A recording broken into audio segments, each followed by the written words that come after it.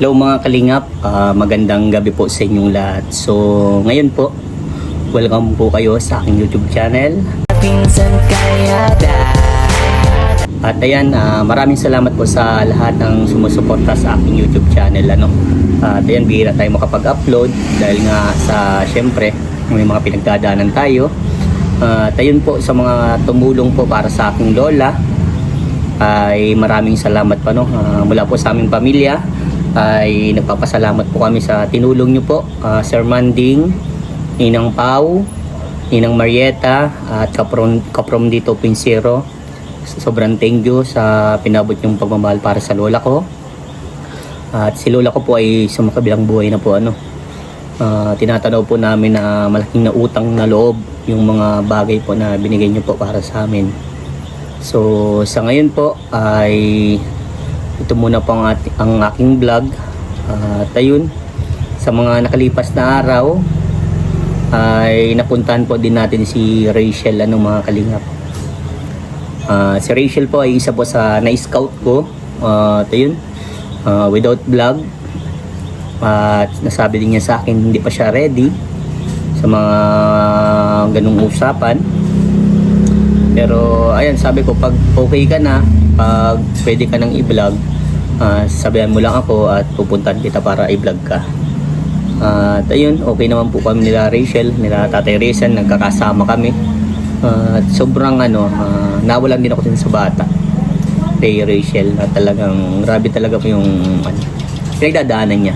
Pero gaya nga ng sinabi ko, sinabihan ko din siya na yung mga dapat gawin at mga hindi dapat gawin, syempre mas i-priority niya si Lord unang-una, at ilaan niya yung oras niya sa pag-aaral, dahil yun kumbaga yun yung bagay na pwedeng niya ikaganda ng buhay niya pagdating ng panahon. Kasi syempre kapag nakagraduate ka ng pag-aaral, kapag tapos ka ng pag-aaral, may maganda kang buhay.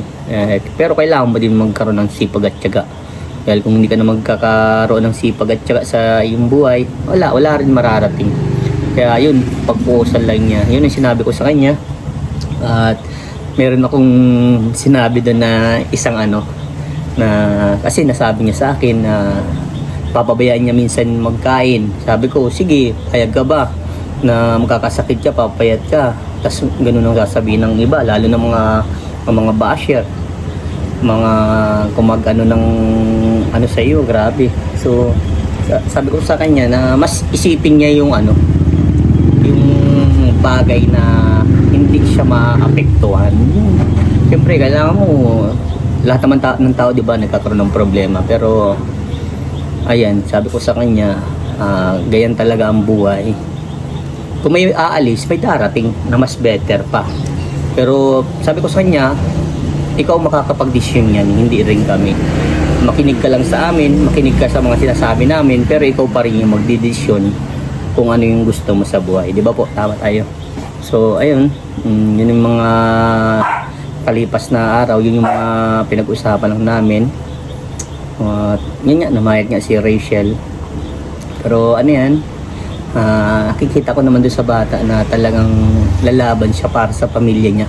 At yun, sinabi ko na i-focus lang niya doon sa pamilya niya, na kumbaga ibalik niya yung dating siya, na kumbaga yung parang yung dating routine ba, yun, ibalik niya yung dating routine niya na puro sa pamilya, pag-aaral, si Lord, ganun. Pero ayun, sabi mo niya sa akin na lagi daw pag punong-puno na, ngayon sabi ko, pag punong-puno ka na, pwede mo naman kaming kausapin, yung bagay na may lalabas mo yung mo, yung sama ng loob, yung bagay na sabi ko na dapat may labas mo.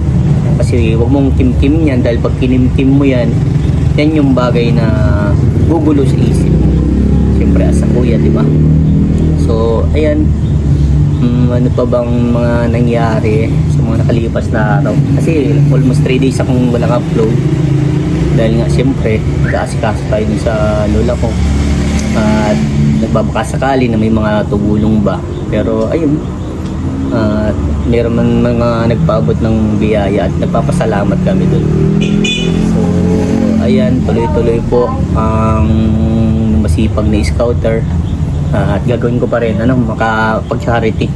At kapag naka-recover na ang aking channel, ay tuloy-tuloy pa rin po ang pagtulong natin. At yun, sa mga minamahal nating mga nasa Middle East, sobrang nahihirapan din yung ibang kababayan natin dyan. Hangad ko po ang inyong kaligtasan at ilayo po kayo sa anumang kapamakan po. Si Lord na pong bahala po sa inyo. Poprotektahan po kayo niyan ni Lord, at magdasal lang po kayo dahil mahirap na po. Isipin nyo din po yung kalagayan nyo dyan. Laging kumbaga bago lumabas ng inyong tinitirahan, mag-pray po kayo na kayo'y gabayan at ingatan. Alam ko kahit mga pamilya niyo po ay nag-aalala po sa inyo dahil sa sitwasyon na ganyan. Kahit din po kami na mga kababayan po ninyo ay nag-aalala po kami para sa inyo. Laging laksan lang po lagi natin ang loob. Ginagawa po natin yan kumbaga ginagawa natin yung bagay na yan para sa mga minamahal natin dito sa Pilipinas. Kumbaga mabigyan sila ng mas maayos na buhay. At sana sama-sama tayo manalangin na laging ligtas yung mga kababayan natin sa Middle East at lalong sa ibang bansa na rin kung saan mang panig sila.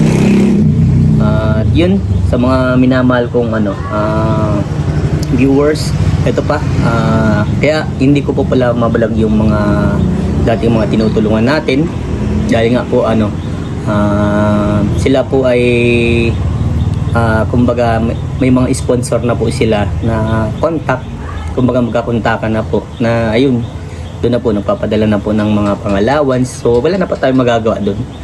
Ganun po kabuti si Vincent. Ngayon ko lang po nasabi dahil nga po para mas maliwanagan kasi ang iba marami naghahanap.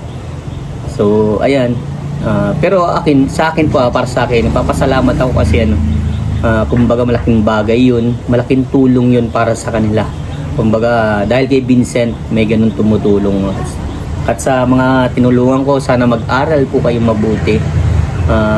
Ipakita nyo sa mga taong tumutulong sa inyo na magtatagumpay kayo. Kasi naniniwala si Kuya Vincent ninyo na magtatagumpay kayo sa hamon ng inyong buhay.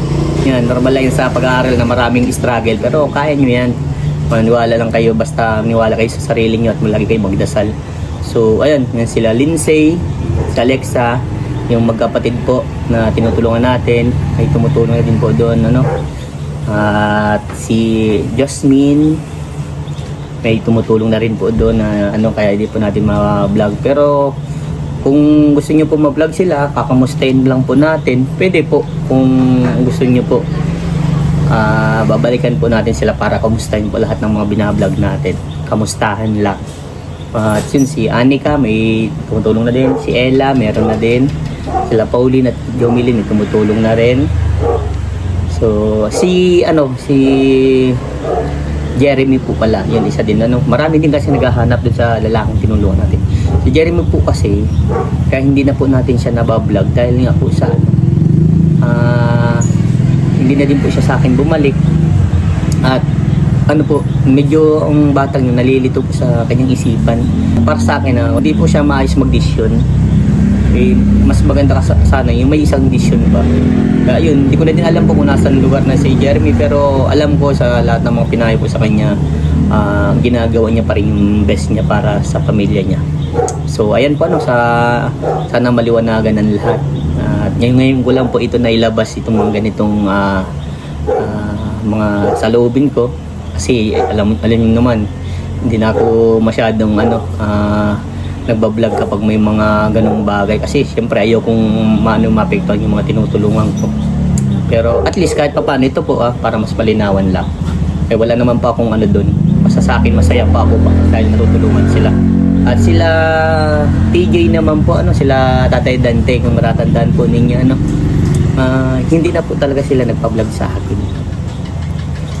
Siyempre po may dahilan yun, pero kumbaga inano ko lang, mas inano ko yung decision nila, sinunod ko na lang. Sa mga naghahanap, sana mas maano na po kayo. Kaya ngayon po, kapag naka-recover na si Vincent, mas na natin kung paano ba yung para lagi nyo pong makikita sa vlog ko. Kaya yun, mabait lang talaga po si Vincent Calyada, alam niyo po yan. Kaya alam niyo naman sa mga, siyempre may mga ina-scout tayong may iba din na nag-vlog, alam niyo na po yan. Kaya sobrang saludo po ako sa mga taong naniniwala po sa akin. At sa lahat po, mga minamahal kong ma'am and sir, mga manay, sobrang thank you sa inyo sa patuloy niyong pagtitiwala sa akin. Basta makarecover lang ako, magkaroon lang talaga ako ng pagtulong ulit, babawi ako. At mas anuhin ko pa yung pagtulong, dadagdagan natin yung mga pabahay na pinapagawa natin. And salamat sa inyo muli mga ma'am and sir, mga manay. Ingat po kayong lahat dyan, and God bless. Bye bye.